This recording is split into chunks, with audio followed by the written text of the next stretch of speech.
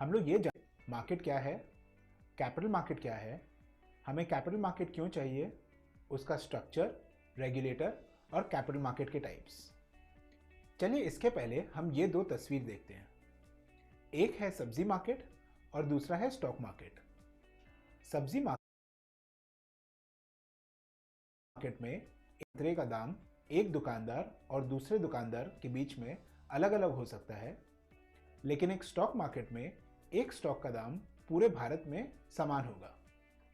सोचिए अगर आईटीसी, जो कि सिगरेट बनाती है, उसके शेयर का दाम 300 रुपये है, तो वो पूरे भारत में 300 रहेगा, चाहे कोई बैंक में हो या कोई शेयर ब्रोकिंग कंपनी में।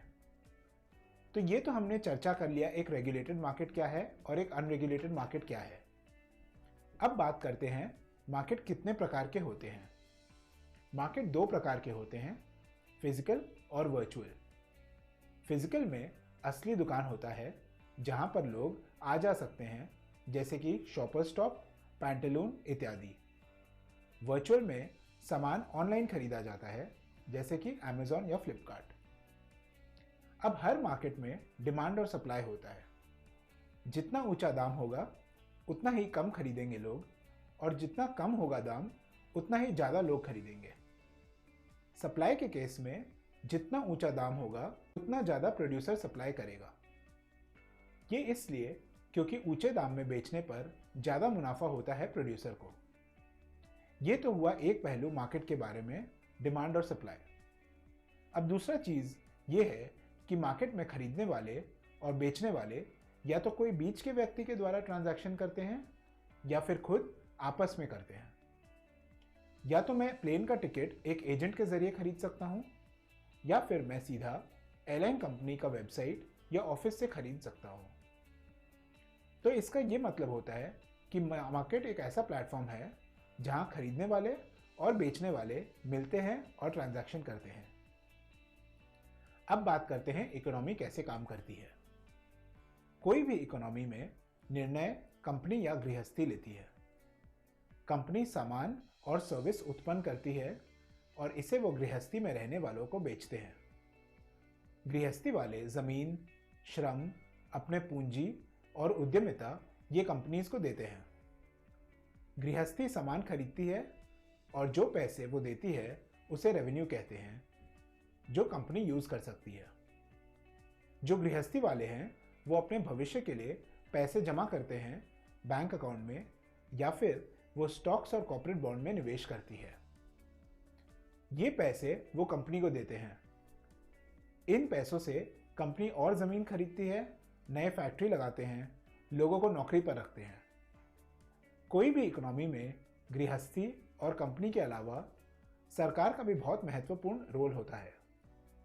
उनको पैसे चाहिए ताकि इससे वो ब्रिज, रास्ते और हवाई अड्डे बना सके, और इसके लिए सरकार टैक्स वसूल करती है, दोनों डायरेक्ट और इनडायरेक्ट टैक्स के माध्यम से।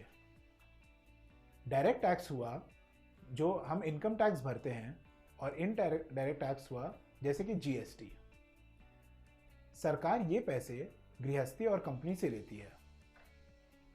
अब हमें ये जानना चाहिए कि कोई भी इकोनॉमी में एंटरप्रेन्योर्स बैंक से लोन लेते हैं, बैंक मिडिलमैन का काम करते हैं, और जो रिटेल निवेशक है वो बैंक को लोन्स देते हैं। रिटेल निवेशक सेविंग्स, फिक्स्ड डिपॉजिट्स में निवेश करते हैं, जो एक तरह से कम ब्याज में लोन देने के बराबर है। रिटेल निवेशक के अलावा foreign institutional investors, mutual fund और इंश्योरेंस कंपनीज भी है जो बैंक्स को कैपिटल प्रोवाइड करते हैं। तो इसलिए हमें कैपिटल मार्केट चाहिए ताकि ये पूरा काम आसान और ट्रांसपेरेंट हो जाए। अब ये तो हुआ पूरा सिस्टम।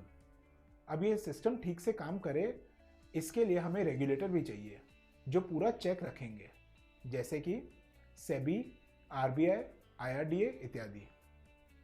सेबी का काम है स्टॉक मार्केट को रेगुलेट करना, आरबीआई बैंकिंग को रेगुलेट करती है, और आईआरडीए इंश्योरेंस मार्केट को रेगुलेट करती है। अब आते हैं कैपिटल मार्केट कितने प्रकार के होते हैं। कैपिटल मार्केट दो प्रकार के होते हैं, इक्विटी मार्केट और डेट मार्केट।